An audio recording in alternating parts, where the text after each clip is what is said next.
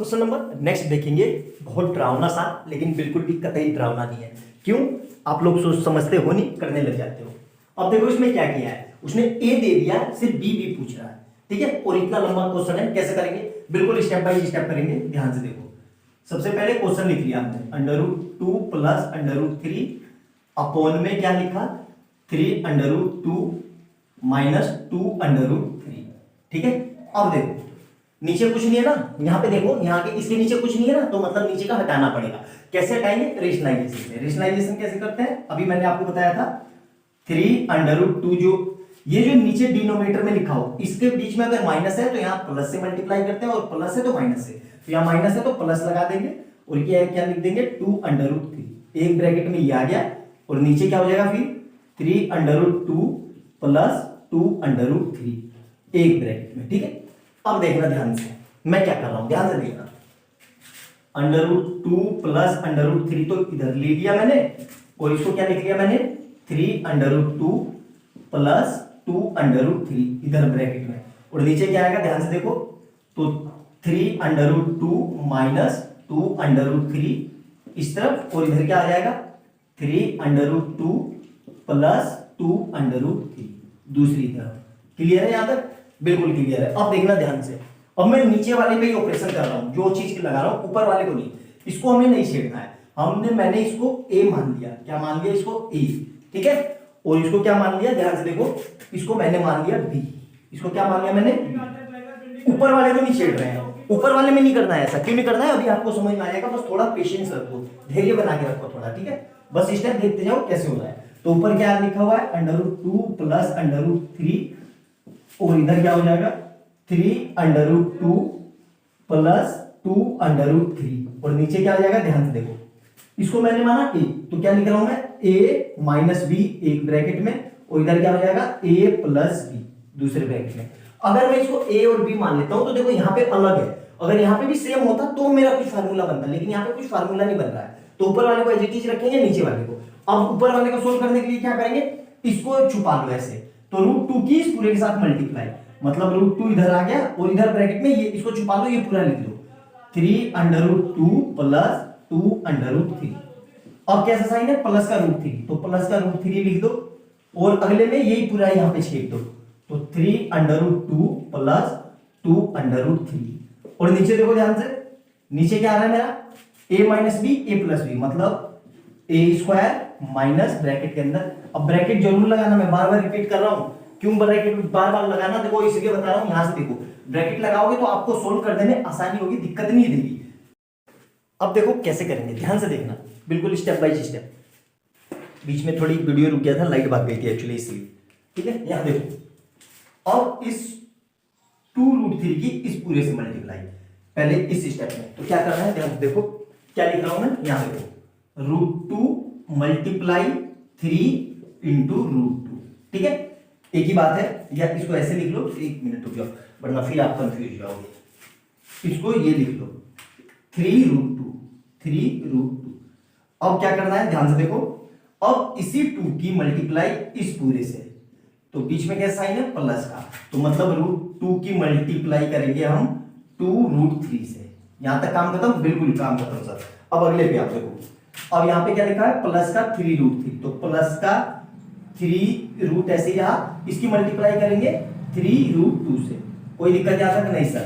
अब अगले में क्या करेंगे, ये ले लिया ब्लैक पेन, इस पूरे की मल्टीप्लाई इससे, तो क्या आएगा, प्लस का साइन, क्योंकि प्लस प्लस प्लस √3 और मल्टीप्लाई 2√3, ठीक है। और नीचे देखो ध्यान से, नीचे क्या माना था मैंने, ए किसको माना था, ए माना था मैंने 3√2 का होल स्क्वायर, और बी किसको माना था, 2√3 का होल स्क्वायर। कोई दिक्कत यहां तक नहीं सर। अब देखना ध्यान से, क्या कर रहा हूं मैं, ध्यान से समझना। इसकी मल्टीप्लाई तो 3 ऐसे ही रहा, और √2 मिलके पूरा पूरा 2, ठीक है, प्लस 2 ऐसे ही रहा, और √3 और √2 मिलके √6, ठीक है, प्लस ऐसे ही रहा, देखो 3 ऐसे ही रहा, √2 और √3 मिलके फिर √6, प्लस में ध्यान से देखो 5 ऐसे ही रहा, वो 2 ऐसे ही रहा, और √3 मिलके पूरा पूरा 3। कोई दिक्कत यहाँ तक? नहीं सर कोई दिक्कत नहीं है यहाँ तक, मेरे ख्याल से कोई समस्या नहीं होनी चाहिए आपको।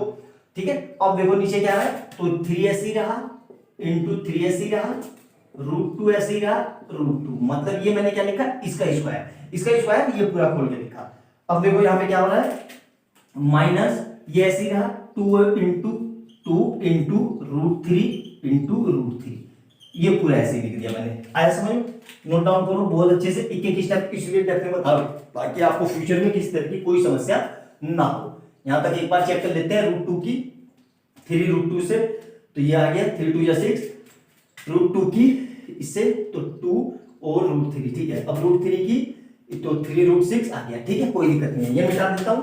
अब देखना ध्यान से क्या हो रहा है, ध्यान से समझना बेटा, एक एक स्टेप बहुत डेप्थ में बता रहा हूं मैं आपको, किसी ने भी नहीं बताया होगा आपको इतने डेप्थ में। यहां देखो, अब तो ये 3 2 6 आ गया, कितना आ गया 6, प्लस यहां देखो तो 2 √6 और 3 √6, तो अल्टीमेट क्या हो जाएगा 5 √6, क्लियर है यहां तक, प्लस 3 2 6, 3 2 6, अपॉन में क्या आएगा 3 3 9, प्लस ये इन 3 3 9 के बाद क्या लिखा हुआ है √2 मिलके पूरा 2, ठीक है। और इधर क्या आएगा माइनस का 2 2 4 और 4 की 3 से करेंगे तो 12। आई बात समझ में? या इसको ऐसे लिख लो, हटाओ, अगले एक स्टेप और बढ़ा लेते हैं, कोई समस्या नहीं है, ठीक है, क्लियर है यहाँ तक? बहुत बढ़िया, एकदम समझ में आया अच्छे से। अब देखो इसको सोल्व करेंगे तो क्या आएगा, 6 और 6 12, प्लस 5 √6, अपॉन में क्या आ रहा है 18 माइनस 12। तो यहां देखो क्या लिख रहा हूं मैं, अब ध्यान से समझना, ऊपर कितना आया मेरे पास 12 प्लस 5 √6, और नीचे कितना आ रहा है मेरे पास 18 में से 12 गए 6, तो मैं ये लिख सकता हूं 12/6 प्लस 5/6 √6। यहां तक समझ में आया? यस सर, कोई समस्या नहीं है, बिल्कुल यहां तक बिल्कुल समझ में आया। अब इसी को कंपैरिजन किससे करना है मुझे, 2 माइनस b √6 से। अब देखना ध्यान से, ठीक है, ध्यान से समझना भाई, यहां पे इसको काट दिया तो 2 आ गया, 6 बन गया 6, 6 2 12, तो 2 प्लस 5 6/√6 is equal to 2 minus b √6। कोई समस्या नहीं सर, देखो 2 ये रहा, 2 ये रहा, इससे हमें मतलब नहीं है, हमें तो b निकालना है, तो मैं ये लिख सकता हूं 5/6 √6 इज इक्वल टू माइनस का b √6, तो इस 6 से ये 6 कट गया, तो क्या बचा ये माइनस का b, और ये माइनस हट के यहां आ जाएगा, तो क्या आ गया b इक्वल टू माइनस का 5/6, यही हमारा आंसर है। आई बात समझ में? बहुत ही शानदार और बहुत प्यारा क्वेश्चन है, बहुत अल्टीमेट क्वेश्चन है। ये क्वेश्चन करने से आपके फंडामेंटल स्ट्रांग होंगे, भले ये लेंथी है, थोड़ी टिपिकल है मानता हूं, लेकिन इनको करने से आपके फंडामेंटल बहुत ज्यादा स्ट्रांग होंगे। तो इस तरह के क्वेश्चन को देख के घबराओ मत यार, करो, आप ही के लिए करवाया जा रहा है, अभी से तैयारी करोगे तभी आईआईटी और नीट के लिए अच्छे से तैयार हो पाओगे। आपका ये फाउंडेशन होता है 9th, पता है कि नहीं?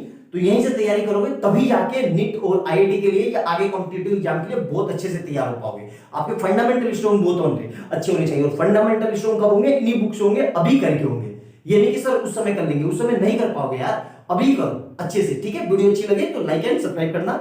मिलता है अगली वीडियो में, बाय बाय दोस्तों।